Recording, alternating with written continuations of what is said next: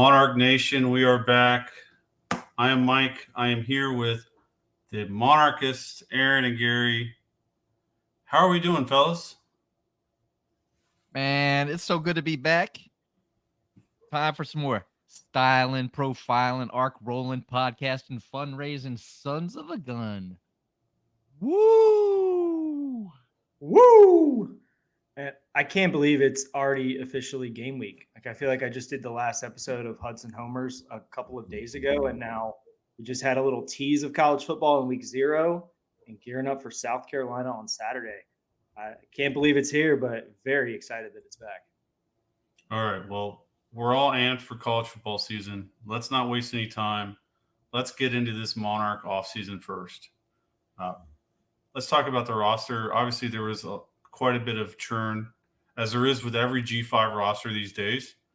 I'm going to ask you guys, each of us, name what we think is the biggest loss of this roster. Let's start with you, Gary. Yeah, I've got to go with Terry Jones.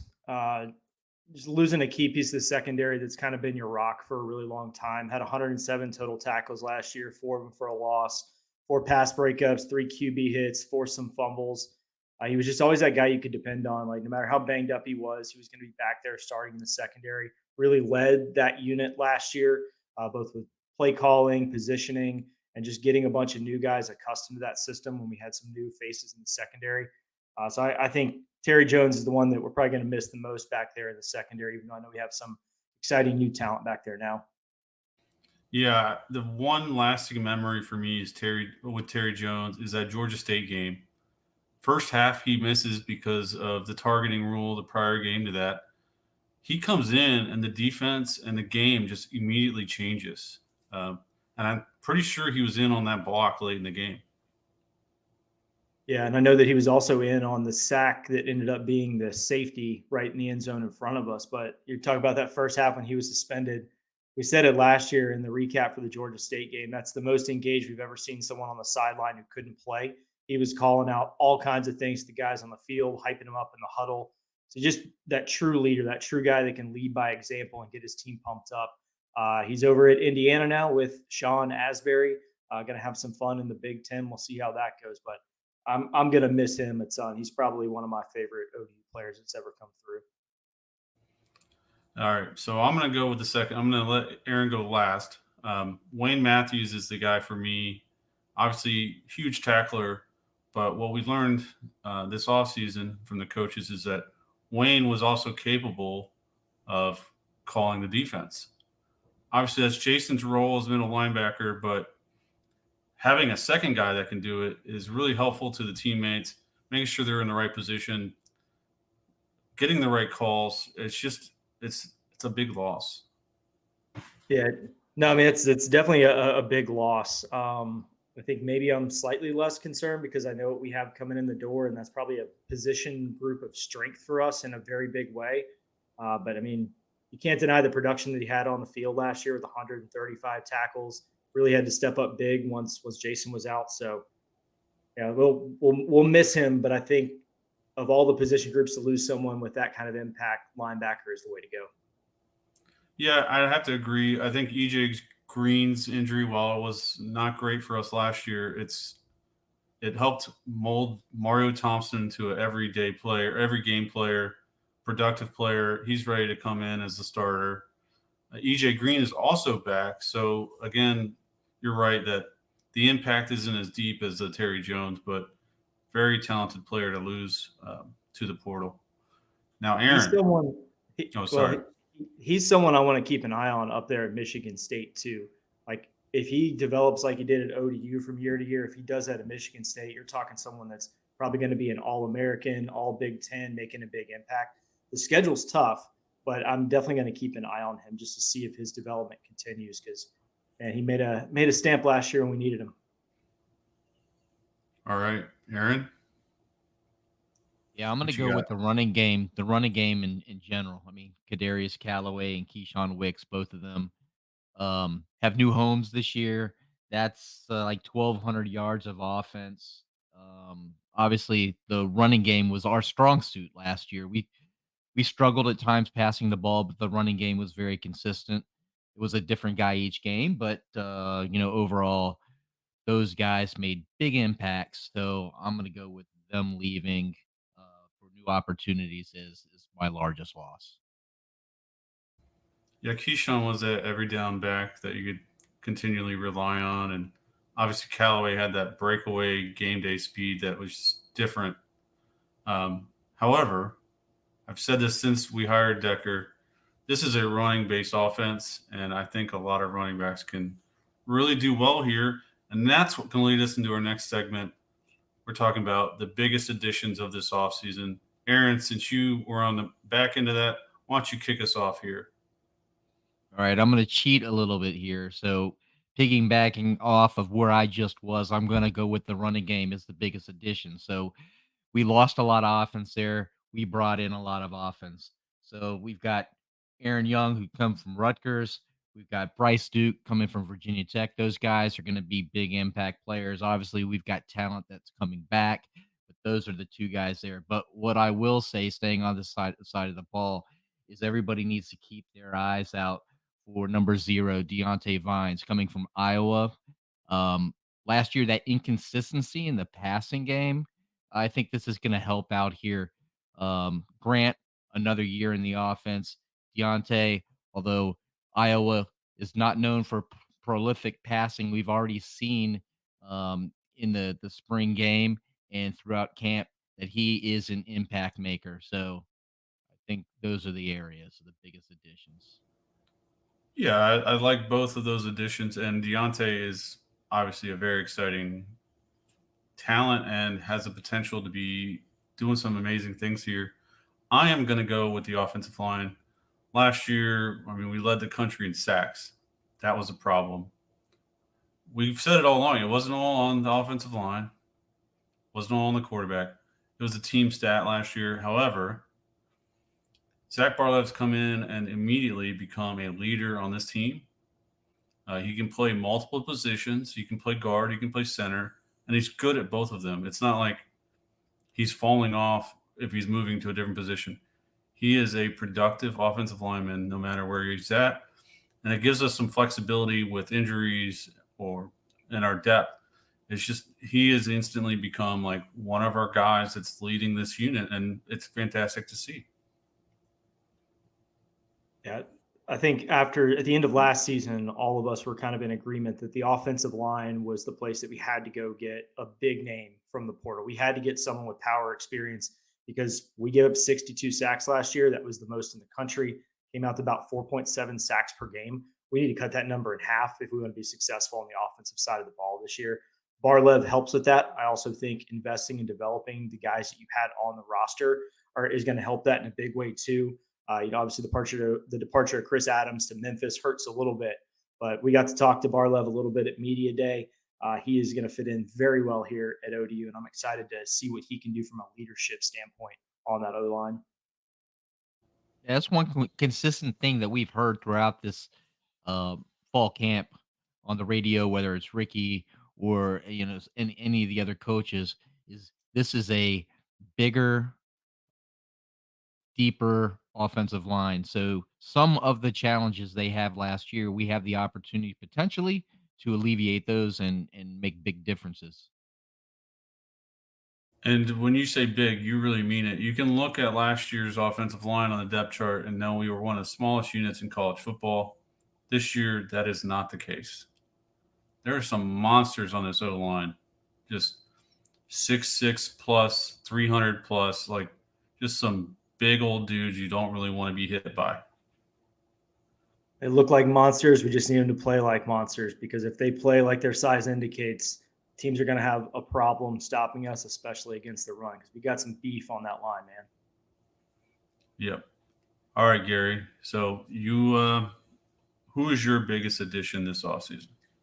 Yeah, well, if my biggest departure is from the secondary, I'm going to go there for my biggest addition. That's with Jerron Manning. Played 1 year at Colin Community College down in Weston, Mississippi. I think he's originally from New Orleans. Pretty big for a guy in the secondary. He's 6 foot, came in at 185. I'm sure he's probably closer to about 200 now.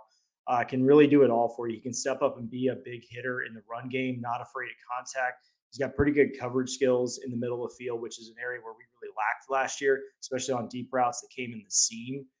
So I'm excited for him, even though it's his first year with the team. Like, I think with his talent, if he's producing in practice, he's probably going to be one of our starters in the safety, just based on talent alone and how much we have to refill there. So we've got to talk with him a little bit. You can get your Jerron Manning shirt from odumonarchist.com. But he's someone I'm really excited to see fill in the void of Terry Jones, Sean Asbury, Taj Rael. I think he's almost like a combination of all their skill sets into one person, and he understands defensive schemes pretty well. Like, Coach Rebstock went out and got him specifically for a number of reasons, and I'm excited to see what he can do on the defensive side. Yeah, I loved having some of those discussions with him. He's clearly a team guy, and that's what we need back there. Uh, that leadership, all those folks that have departed, obviously on that defensive side of the ball in the defensive backfield. So I think J-Man, I mean, he's got a big opportunity to make a big name for himself, and fans, I think, are really going to enjoy watching him play. I'll note that he was a JUCO All-American as a freshman. So you said 1 year in community college or JUCO, right? Yeah, 1 year, but point out, like, this is those Mississippi Community College. There is power conference talent up and down every single roster there. So this isn't like Joe Schmo's community college out in the middle of nowhere. This is the place you want to go to play JUCO to then come back into the FBS. All right, moving forward. Do we want to hit schedule next? Let's do it. I mean, it's been talked about all offseason. This is Ricky said it. This is maybe the best G5 home schedule you're going to get, but that also means it's one of the most difficult schedules in the G5. Gary has some numbers to back that up. Tell us about it. Yeah, it's looking like, just coming into the season, it's the fifth hardest group of five schedule, but definitely the hardest within the Sun Belt. I mean, if you go up and down this schedule and you start playing, would we be favorites? Would we be underdogs? We're likely going to be underdogs in at least 9 games. We're going to be favored in 3, and that's at Georgia State, home on Thursday night against Georgia Southern, then home against Marshall. That's pretty much it. So if you just go by those numbers, they're projecting kind of a 3-9 type performance. But as we found out last year, where we were only favored in the preseason in 1 game, and that was Texas A&M Commerce. Thank you, Lemarian. There's obviously ways to improve upon that, but our strength of schedule, it's incredibly difficult. Like, if you can look at this schedule and tell me 1 game that we're going to win, I'm going to call you crazy, because it just doesn't exist. And if you really just dig in, it actually gets even harder. So obviously, everyone knows, like, at South Carolina is going to be tough, right? Opening the season against an SEC team, home against East Carolina that sunk about as much money as you can into NIL at the Group of 5 level. That'll be tough. Virginia Tech, especially after we saw the inability to throw the ball down the field by Florida State. Virginia Tech might be 1-2 with Clemson to go win the ACC now. And then, of course, at Bowling Green, who is kind of my pick to win the MAC. But where it gets really fun is, like, winnable road games for us, right? Coastal's down, that could be a win. Georgia State's down, that could be a win. Those are going to be our second and third road games in a row, and both of those teams are going to be coming off buys when they play us. So it's tough at first glance. It's tougher when you dig in. It is a tough road ahead for ODU this year to get to 6, 7, 8 wins. That's going to be quite the challenge for us. Yeah. The Sun Belt does 0 favors. I don't understand how we're already replaying Arkansas State when we haven't gone through the West yet. I feel like you should cycle once through before you play a team again. Obviously, You that would didn't think happen. so. I have no idea why that would occur. It doesn't make any sense at all. Yeah, and then we got really unlucky when we have to play Texas State. They've been one of the worst teams in the conference since they've moved up to FBS. Last year, they figured it out. They made a great hire, and they're going to be a very good team again. They got Sun Belt Player of the Year to transfer there. It's going to be really interesting to see what that team looks like, but we got no favors from the league. No. And our other cross-divisional game is against Arkansas State, who is vastly improved. They ended up making a bowl game last year. We've got to go to them on the road the Saturday after Thanksgiving for our final game of the year, and that game could determine a lot. both in terms of where we are in our season in the Sun Belt East, but also in the West. I mean, I know a lot of people are leaning on Troy to kind of be the favorite in the West, but I just don't think that's true with the turnover that they've had there, new coaching staff coming in. I think it comes down to Arkansas State and Texas State. They do play each other. That's probably going to be one of the best games in the Sun Belt this season. But it's not like we're going to catch Arkansas State in the final week of the season and they've got 8 losses and they no longer care. We're going to be going into they're trying to make sure that they make the Sun Belt Conference title game. And that's just tough travel. Saturday after Thanksgiving, got to go to Jonesboro, Arkansas. Their fans are going to be insane. So, yeah, we got no favors on the cross. Unlike some teams that are in the Sun Belt, they got Louisiana Monroe and Southern Miss, and basically just have the most cupcake schedule you have seen from a Group of 5 school in a while, aside from that team in Lynchburg. Yeah. So 2 P5s, no FCS games for us. SEC on the road, a very talented MAC team, and we get ECU, who has reloaded their roster with NIL to an insane amount.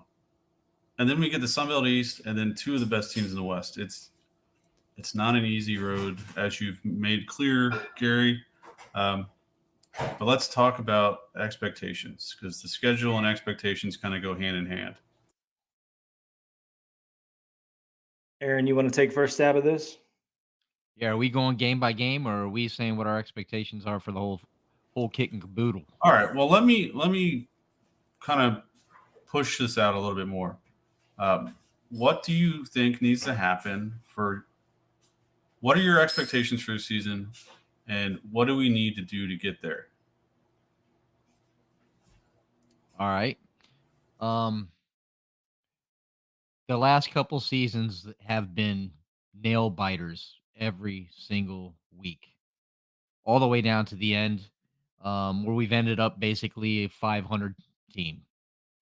This is the year where, despite the schedule, I really do feel that this coaching staff is gonna hit its groove, and it has to. It has to here.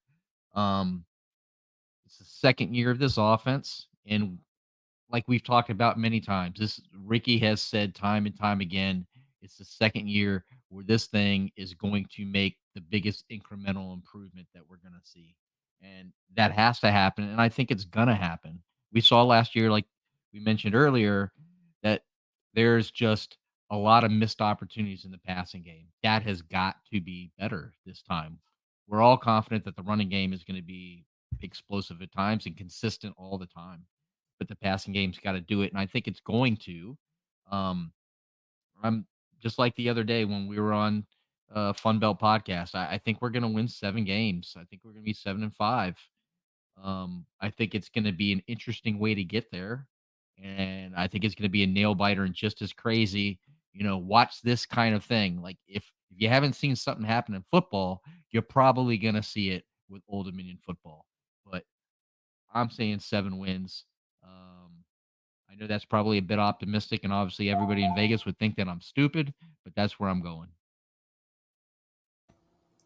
All right, Gary, what do you got for your expectations, and what do they need to get there?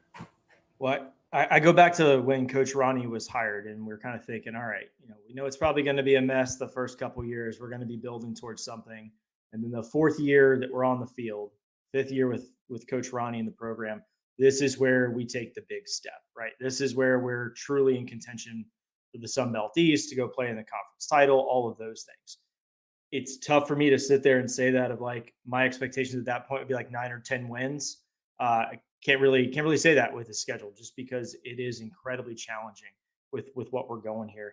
So I mean, my expectations here is like survive the non-conference and throw everything you have into the Sun Belt. So I think it could be a situation where we do win 6 or 7 games, but 5 or 6 of those are going to come in the Sun Belt because so many of the Sun Belt teams we just won't know until they hit the field what they're going to look like. It was like that last year, it's like that this year.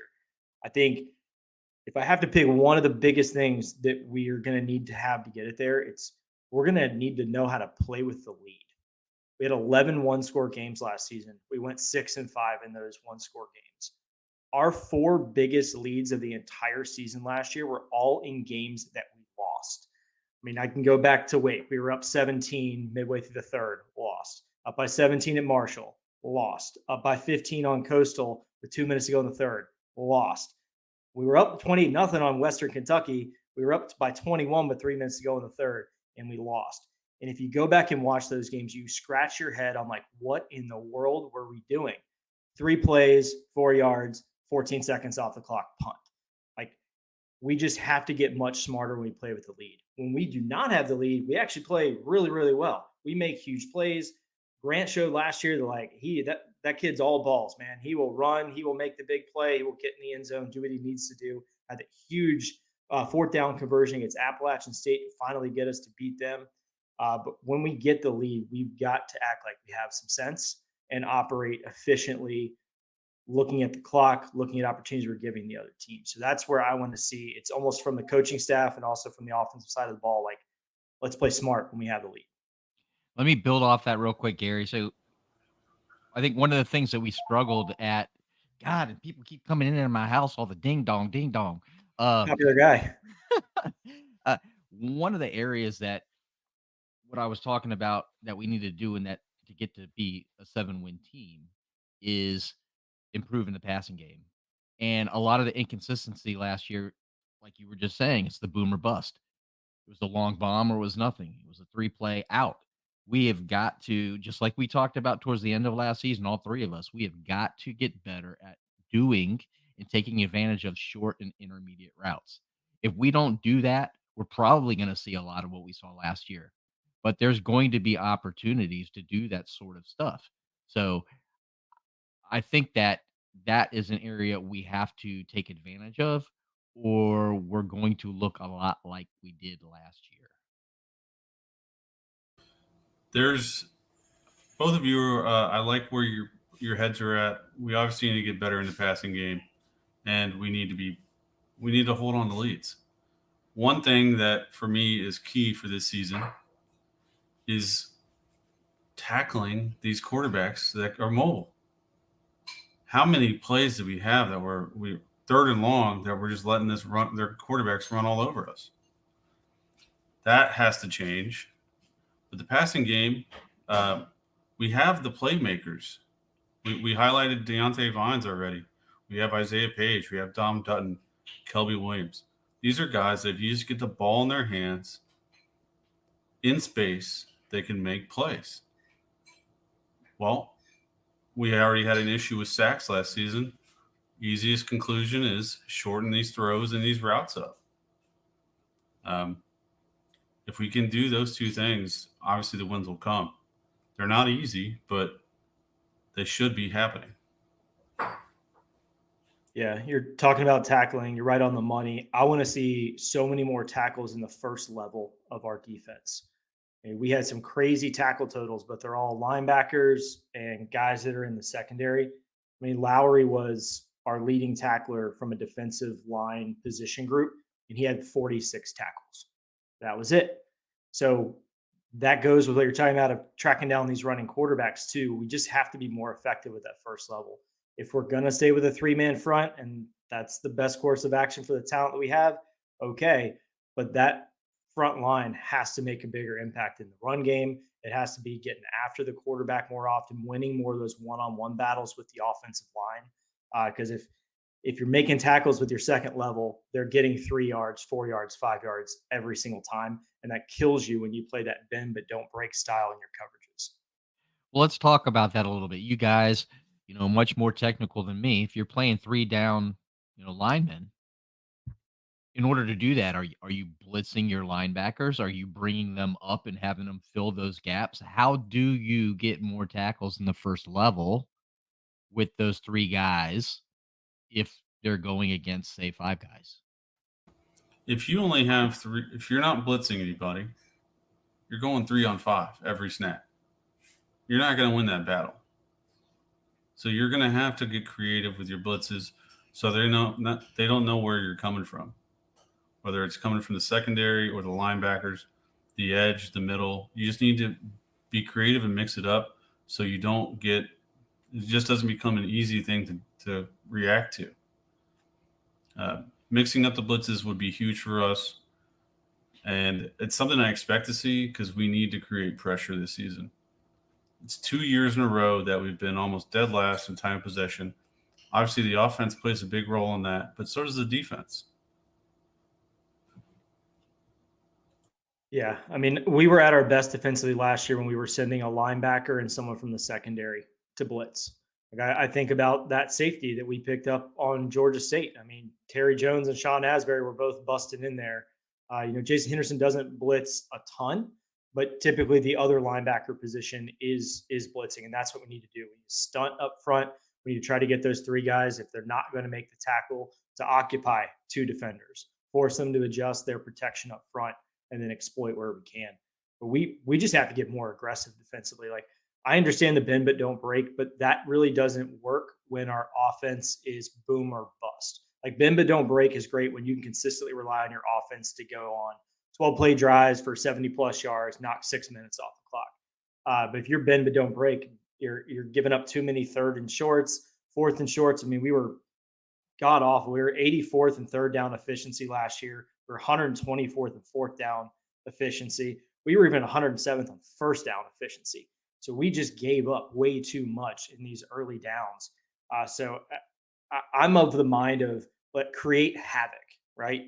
Blitzing, mixing up coverages, selling out for turnovers. Because if you're going to bend and don't break, quote unquote, like, you might as well try to force those turnovers. So you're actually pretty good in the turnover department last year. You forced 21. I need to raise that up. But if we just get more aggressive there, I think we're going to have better luck than sitting back, letting these teams pick us apart, or quarterbacks going out and running and we have no answer for it. All right. So, Gary, did we hit your expectation? Because I know I didn't share my expectation yet. Yeah. We have my expectation covered. And the way to get there, I think, is when we get the lead, play smart. But I think we're going to be 6-6. Like, that's my projection for the season. I think we're going to find a way to beat East Carolina. I think we're going to beat either Coastal or Georgia State. I don't think we win both of those games. I do think we're going to catch Texas State napping and get them. Georgia Southern on a Thursday night, we damn well better win that game, or we have no business continuing to play. And then I've got us beating JMU and Marshall. Those would be our 6 wins. So I'm right on that 6-6 mark. But the margin between us going like 9-3 and 0-12 is razor thin. I mean, one play a game could swing you from starting this season 0-6, 0-7, and just going in the tank, or going 5-1, 6-1, and end up finishing and winning the East. So, like, the margins are razor thin, but there is a non-zero chance of us going 0-12 this season because of how difficult of a schedule we play. Yeah, sounds a lot like last season. I mean, we're a couple plays away from playing in the conference championship game. You finish that JMU game, or you finish that Coastal game. We're in that. We're representing the East.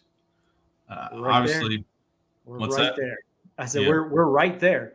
And I expect the offense to improve. I think we've got the right people in the right places and the right play calling. We just have to go out and execute and learn from where we did not execute last year. And how much different is this year from last year? So last year, what did Vegas? They were looking at us at what, a 2-win team. This year they're looking at us as a 4.5-win team. Yeah, I bet over 3.5 wins last year, and that cashed pretty comfortably. This year it's 4.5, and I think that's at even money. I have put my money where my mouth is. By the way, I'm heavily invested in us getting to at least 5 wins this year. All right. So my expectation, I shared it the other night on the Fun Belt podcast.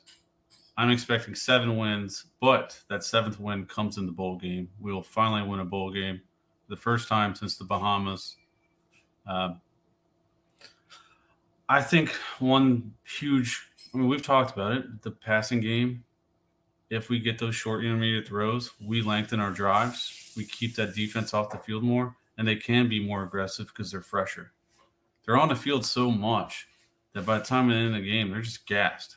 And it doesn't matter how much depth you have. When you're on the field as much as we have been the last 2 years, you're going to be gassed.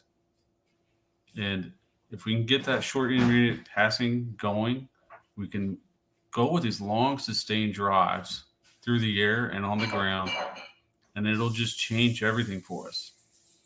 You can be more aggressive on defense. You're going to be more successful on offense. You're going to be able to just get into a flow on both sides of the ball. And it's going to be a beautiful thing. And we can surprise a lot of people if we do those things.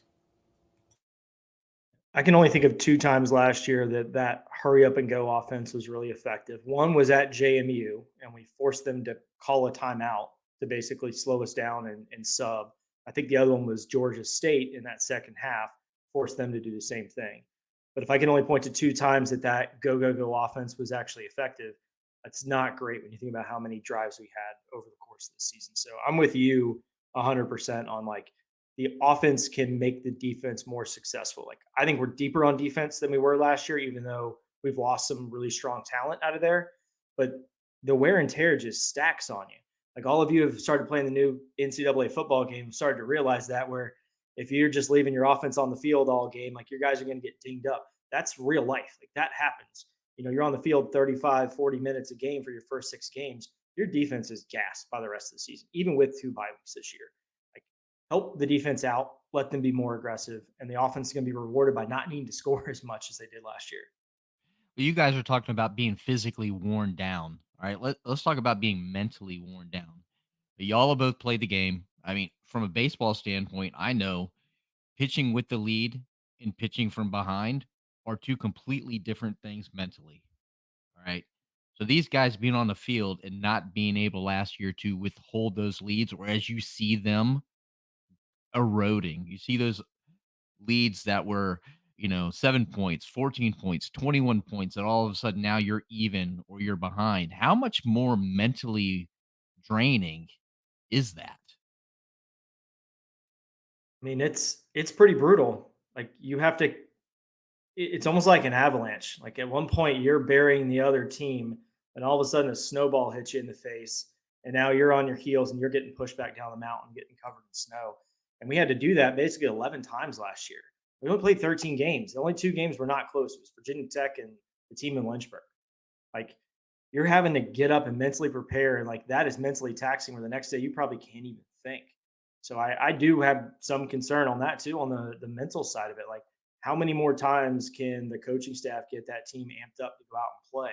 And what happens if instead of going 6-5 in those one score games, you lose your first 4 one score games? Like what does that do to the team mentally with buying in? Like how do you not lose your locker room when you just keep missing by a little bits here and there, and you've been doing that for years now? Like I think it's really important for us, like to close out more of those one score games and put some teams away if we get up by 1 or 2 touchdowns. Like go let the depth that's on your team go eat up some of those snaps and save the physical wear and tear so that Jason Henderson doesn't have to have 9,000 tackles a game to keep us alive. All right. So we have our expectations set. We know what they need to do. Now let's talk about South Carolina.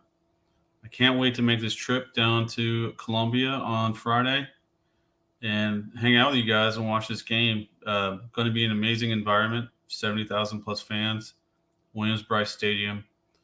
Get there early so you can see Sandstorm. It is their version of Enter Sandman. It's very early. It's at the beginning of the game. Should be fun. Could be a hot one. 4 p.m. kick in South Carolina. I don't know what their temps are right now, but I'm hoping they're a lot like Norfolk right now because it's perfect here in Norfolk. I don't think the forecast is going to help us out very much. This false fall we've had in August is just about come to an end, and we're going to be in the swamp, I think, over the weekend. But it's going to be a lot of fun. I know there's a lot of ODU fans that are going to be making the trip down there. If you thought the environment at Virginia Tech last year to open the season was crazy, you haven't seen shit. Wait till South Carolina, who's probably going to be one of the bottom 4 teams in the SEC this year, and you will see the difference between that Virginia Tech environment and the South Carolina environment. Their fans are hyped for this game because it gets real for them very quickly. Like they go to Kentucky, then they've got LSU coming in. They've got games ahead against Ole Miss, Alabama, Oklahoma, A&M.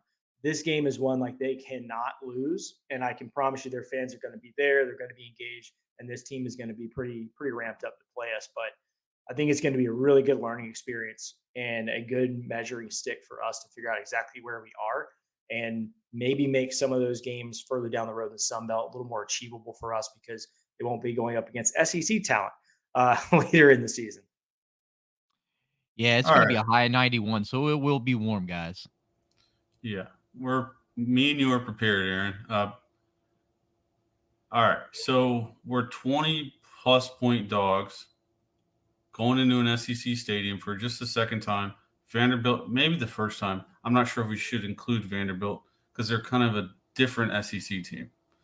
Um, so maybe we can just say this is the first real SEC stadium we're playing in on the road in a jacked up environment. Excited to see their new starting quarterback, Lenore Sellers. Um, with that, knowing all of that, tough environment, talented team, maybe not competitive in the SEC, but they're still a very talented team. And we're 21 point dogs. What do you need to see on Saturday to make this a success? Because the smart person is going to say, we're going to go there and lose, if you're being honest with yourself. But how can we make this a successful trip, win or lose? Win or lose, I mean, I want to talk about ways that we can potentially go try and win this game on the road. South Carolina's got a lot of new. Spencer Rattler is in the NFL now. Lenore Sellers looks like a stud. I mean, true dual threat quarterback. Did well in the limited action that he got last year. They've got a lot of new up front on their offensive line. So I think I want to see our defense be super aggressive early. Use those fresh legs that you have. Put pressure on Lenore and see what happens. Like if you can flush him out of the pocket, but not let him bust you for 40, 50-yard gains, I think we're going to be in a really good spot. What I don't want to see is us get the ball first, throw 3 incomplete passes, and punt. If we do that, just go head up, get some more beers, get some hot dogs. You can call this thing. But I think win or lose coming out of this, I want us to one be healthy because we've got other games down the road. So if there are guys that are nicked up, maybe not 100% back, I have zero problem with him sitting out this game and saving him for games further down the road. That includes Jason Henderson, who's coming off that ACL surgery. Well, Ricky did say he's ready to go for game 1. Yeah. I'm sorry I let off that way. It sounds very sad for me saying we're going to go in here and lose, but it's a big number. I don't remember what the number was at Tech last year. Do you? It was right around 17. We just missed covering that. But if you remember back to that Tech game, we were actually playing pretty well. We were in it at halftime. We had a couple fumbles that really hurt us, and then we were kind of out of it at that point. So ball security, big. Like, let's not turn it over. Let's limit sacks. Let's run our offense. Like, South Carolina runs kind of like this weird hybrid 4-2 nickel. They've got like a really good edge rusher, and Kyle Kennard. He's originally transferred over from Georgia Tech. He's a beast. He's like 6'5", 240, runs like crazy. He's a monster, and he can play that outside linebacker or come up and be a fourth guy on the line. I think we have the opportunity to run against that. We just need to get past their big middle linebacker, Debo Williams. He led him in tackles last year. He's a beast. You'll hear his name called quite a lot. But I like our ability to run against them and also stretch them out and get them in space because they have a lot of newness in that secondary too. So 20 half point dogs clicking up to 21. They'll probably land just over 3 touchdowns to try and swing some money back to ODU. Like I don't see us not covering in this game, especially with the total only at 52.5. So basically you're saying that it's gonna be like a 30-20 kind of game or something like that. So I don't know. I think there's pathways for us to keep this close. Undoubtedly, they have more talent at every position. They're going to be bigger at every position, but it doesn't always translate to a win on the field, especially if you know anything about the history of South Carolina, the pressure that Shane Beamer is on right now to win this season. Like, it's almost like they're going to squeeze this game too tight, and I think there's opportunities for us to slip through and make some noise and be in it. Yeah, I like the way that you're talking there, Gary, with regards to how do we achieve a victory here? Obviously, it's a very tough test. Um, we've got to be consistent on offense, so we've got to get those drives to sustain, and none of those or not very many 3 and outs type of deal. We've got to be able to run the ball and hit those short and intermediate routes. Now, a couple days ago, it just came out that they're going to be down 2 of their starting offensive linemen. So I know Shane Beamer came out and talked about Ja'Kai Moore and Aaron Parks both out. They're not going to be playing. So there is a potential opportunity. Now you've got some changes that are being made on the line. I know it's the first game, but obviously they're missing those guys. So our strength of running the ball and being able to do some things, we can put some points on the board and weather the storm early. We've got a shot. I mean, the odds aren't great, but we certainly have a shot.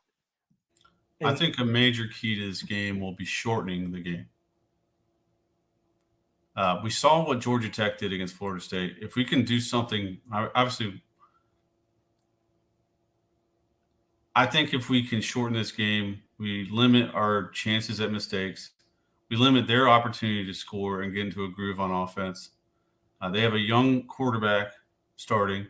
They have a very talented receiving core. If we let them get into a groove, it's going to be bad news for us. Shorten the game, limit their opportunities, keep it close as much as possible, and maybe late we can surprise them with something. But I think we need to shorten this game. Yeah, I agree with you there, Mike. And I watched a good bit of South Carolina football last year, and offensively, they struggled to run the ball, and their offensive line could not pass protect. Basically, their best offensive play was getting the ball to Spencer Rattler and moving him out of the pocket intentionally to buy him some time. There aren't that many adjustments that have been made on the offensive line. They're actually going to be down a couple guys, like Aaron was talking about. I don't see where they've made a big step forward in improving their offensive line play. Now, are you telling me that Lenore Sellers is as good as Spencer Rattler? I doubt it. He could be, but this is his first chance to like truly start and lead this team. So you're catching that first game of the season, patchwork O line that was not good last year. Like there's going to be opportunities for our defense to go and eat. And if we can move him out of the pocket, have him do one of those dumb throws where you throw you across your body the other side of the field and let this young secondary go ball hawk. I love our matchup of our defense against their offense with what they have coming back. I think our offense will definitely struggle with their defense. So their defense is going to be their strength. But we're catching them at a great time. If we were catching in week 4, my opinion would be very different because they probably iron things out. But first game, we've got just as good of a chance as anybody else to go disrupt what they're doing.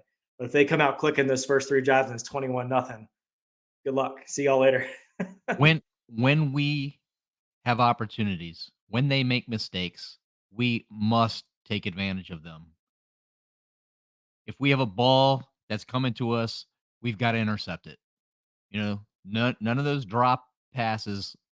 We have to capitalize on any of those errors that they make on offense because there probably won't be a ton of them. So when they happen, we've got to make them count. And kick the field goals too, right? Ethan Sanchez from 50 to win it. Damn straight. Yeah, I'm pretty confident that the kicking game has been solved for this season. So more confident in Ethan than I was at the bowl game. As long as the kicking protection unit can give Ethan more than a tenth of a second to get the ball off, that's where the real problem was in that bowl game. Like, put a broomstick there in a jersey would have had about the same result. Yeah, it was not pretty. 20 and a half, or is it 21 now?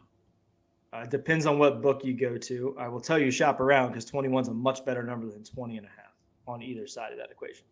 I think it's going to get some run up to like 21 and a half, 22, but the total at 52 and a half, the math doesn't quite math there with the spread and what we would be expecting to do there. Well, yeah. All right. Do you want to talk about some of the other teams in the East? Just kind of run through those, like who's bringing back what that we know of anyway. You might as well flip a coin for some, but you want to talk through that?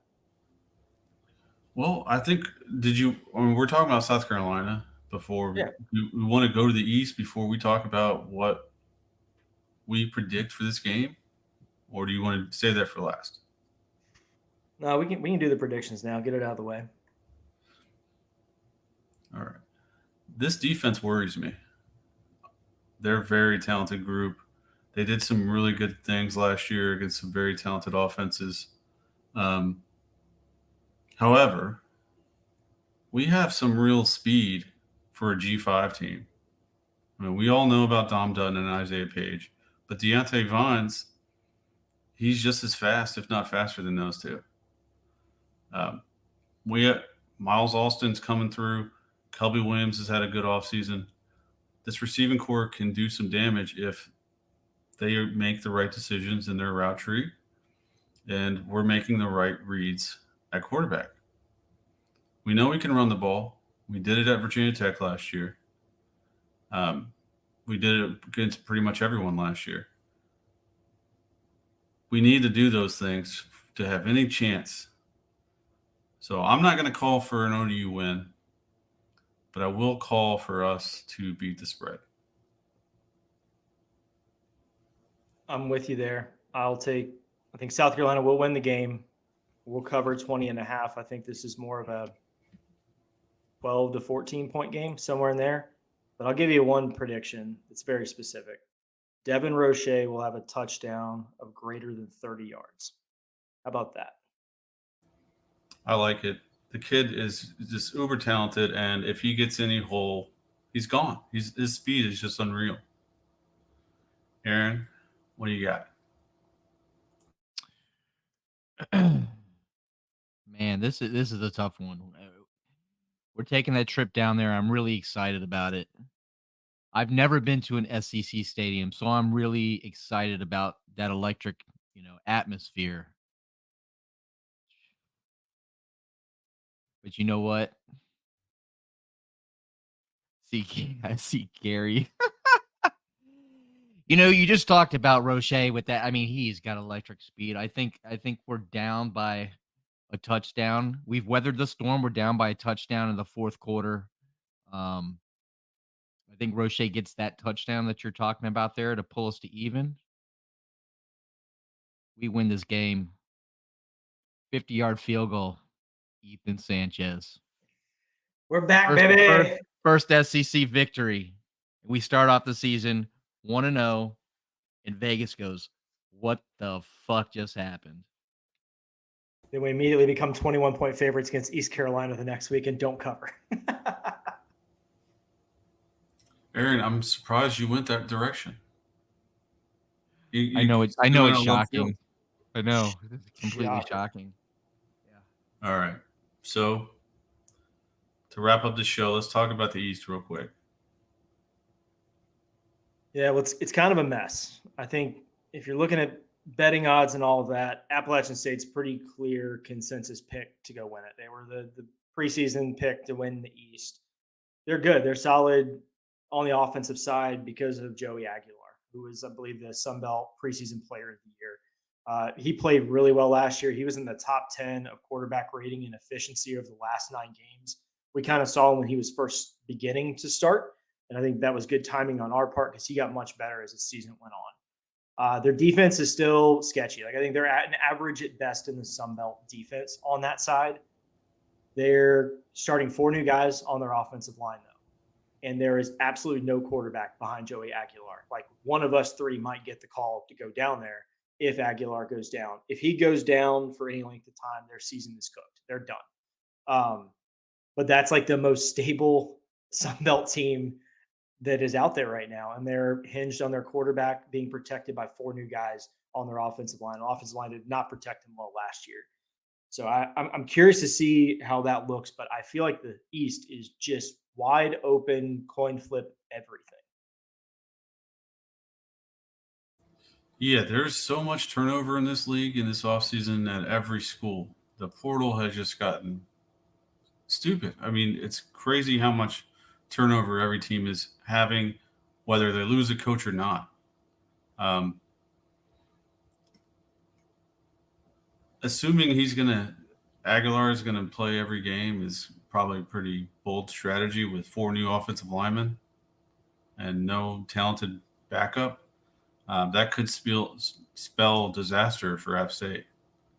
I'm really interested in watching what Marshall does this year.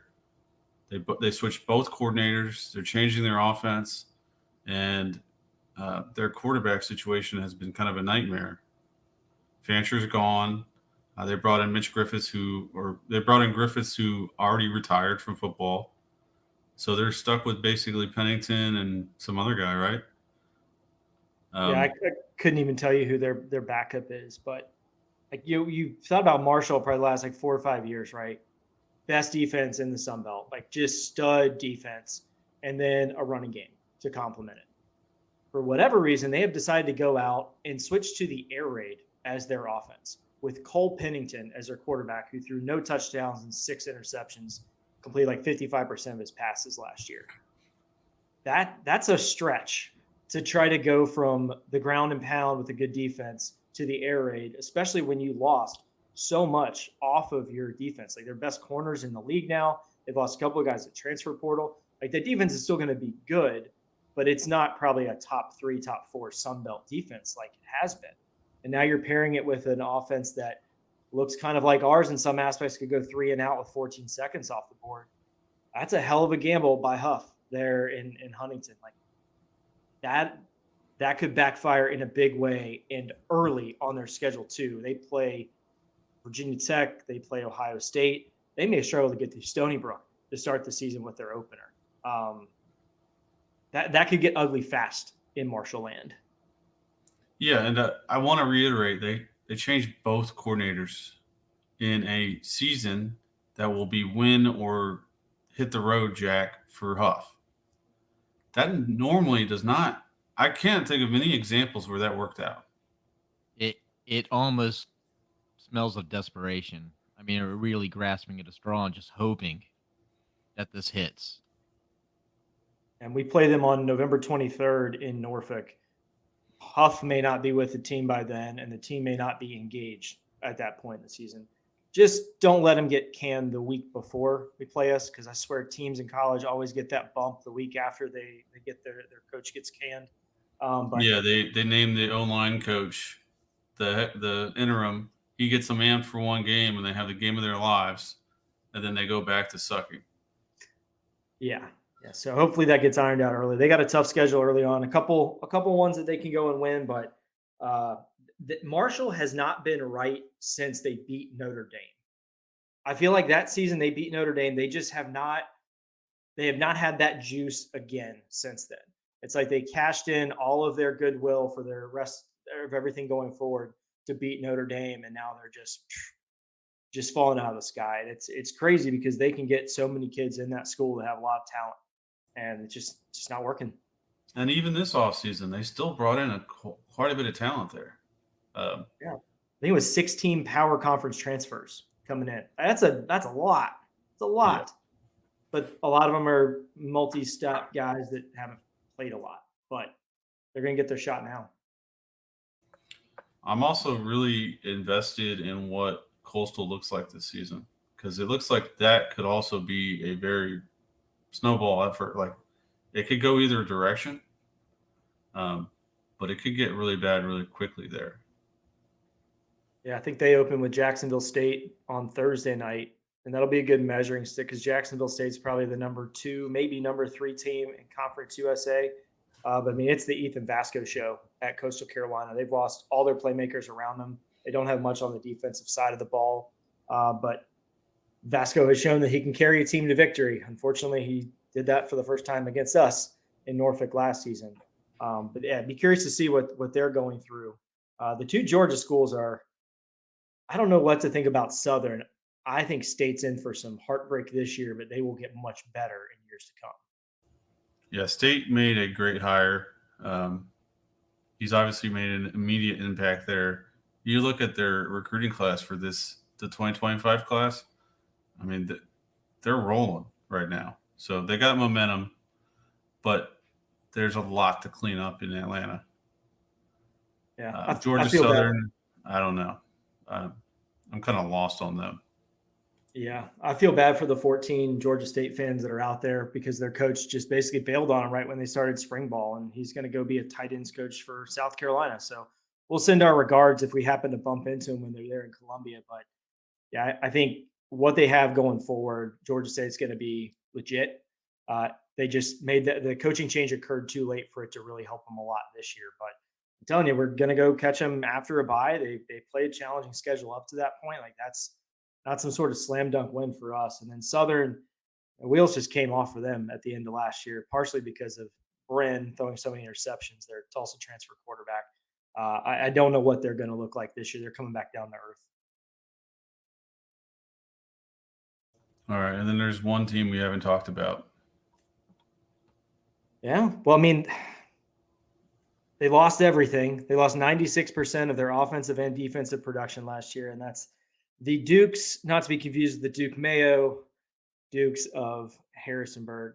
They've got, I think, the second or third easiest schedule in the entire country this year.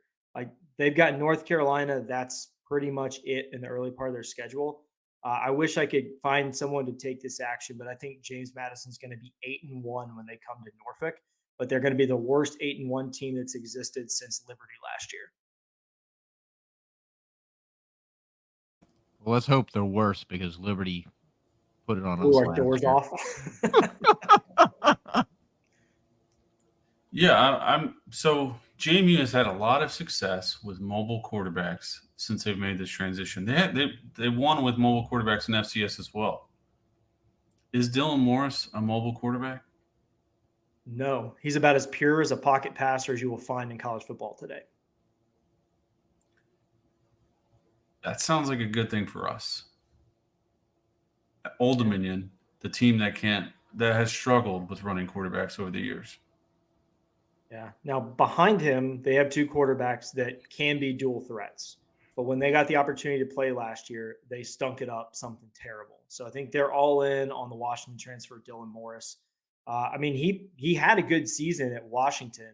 He got pushed out for Penix, which you can't really blame him. Michael Penix was fantastic quarterback.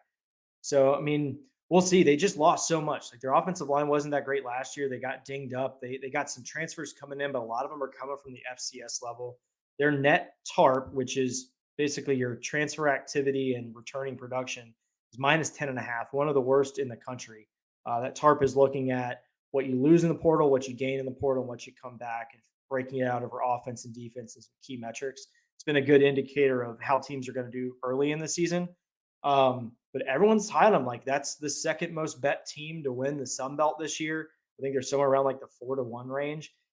I just struggle to see it aside from the strength of schedule. Like they're going to make a bowl game this year. There's zero doubt in my mind. They might win 8, 9, 10 games this year, but I feel pretty good about them rolling into Norfolk as long as we haven't just completely bombed out by the time they get there in November. What I'm most interested in seeing is the other part of their transition that they've been extremely good at is on the defensive line. They lost a lot on that defensive line this offseason, and that's not an easy position to replace at this level. Add on to that, you go from one type of coach who's kind of militant and confident and just crazy in Cignetti to Chesney, who's more of that like cool car salesman type. What does that mentality bring to that team versus what Cignetti was bringing to the team? It's going to be really interesting to watch. Yeah, Cignetti wrote some pretty big checks out there in Big Ten country, and I don't think he's going to have a lot of fun dealing with some of those. Like that in Purdue will be the game where he might have a shot there. But Chesney, like he's won at every level he's been at though. Like he's won at D2, he's won at FCS, at Holy Cross, where that's got to be a really difficult place to recruit to. So it's like a different kind of swagger. Cignetti's more like an asshole. Chesney's more like the cool guy you actually want to go hang around. So they may not have the personnel to do what they want to do this year, but I mean, the dude's going to recruit to JMU. Like they're going to continue to be a good program up there. Unfortunately. Well, this would be a good time to start beating them again. I would like to make a proposal that November 16th, when JMU comes to Norfolk, that we make it Hellman's Mayonnaise Day, and we give out those little individual packets of Hellman's mayonnaise. And the first time that ODU scores, we just throw those, down to the stands below, leave a big gigantic mess. Just make sure that the Dukes understand what's going on there when we score that touchdown. Well, the good news is they can wipe up that mayo with their streamers. Yes. So. Yeah. Instead of leaving them everywhere like last year. All right, fellas. Well, we have anything else we want to wrap up with before we close out this show? I'm sure we've got a few. Oh, sorry about that, Gary. One that I want to bring up is if you don't have the opportunity to make the road trip down to South Carolina, there is a watch party for the football game at Afterglow Brewing on Hampton Boulevard. So if you go to our page on Facebook, Instagram, you can see all the details, but all kinds of cool stuff scheduled for that. It's something that Afterglow is partnering with the Pride of ODU Collective and ourselves. Obviously, Mike and I will be out of town, but we'll have a couple folks there helping out. But it should be a real cool environment to watch the game instead of just sitting at home on your couch by yourself. Go enjoy the game with a bunch of Monarch fans and have some fun. And I'll tell you, there's going to be a bunch of content dropping at odumonarchist.com this week. We're going to have offense previews, defense previews, special teams previews from David, who's been hard at work at that and pumping out a lot of great football stuff to get us through the summer here. So keep your eye on that. Make sure you're subscribed on all of our social media channels. We still have some content coming out from Media Day. We had some really good stuff, some really funny stuff that's come out of there. So just keep that odumonarchist.com bookmarked, and we will let you be in the know for anything coming up. And we have something to announce. We have a new show we're going to be doing almost bi-weekly with Tennant McVeigh of ODU Men's Soccer. So if you're a soccer fan, that will be on YouTube. Check it out. He's an awesome coach, and we're rooting for him to have an amazing first season. But yeah, give that a check if you like soccer. I think that about wraps it up, fellas. One last thing real quick. When you're on the website, if you go to odumonarchist.com, you go to our social media, to our bios, but great opportunity if you haven't already. We've got T-shirts there, Jason Henderson, Kelby Williams, obviously our tennis school one that Gary's repping right there, J-Man, Jerron Manning, some cool ones. I'm going to share my screen real quick if it will let me, but this is one that we're hoping to be wearing down to South Carolina. This is the Henderson for Heisman t-shirt. These t-shirts on our website will just let you guys know we don't keep a penny on this stuff. They're going to support either ODU, the Athletic Foundation, this one in particular, the one with Kelby and the one with Jerron. Those are going to support those guys. Every penny after cost go to those guys. So, take an opportunity, get yourself some new ODU swag, and support those guys when you can. All right, that about does it. Go Monarchs. Go Monarchs. Go Monarchs.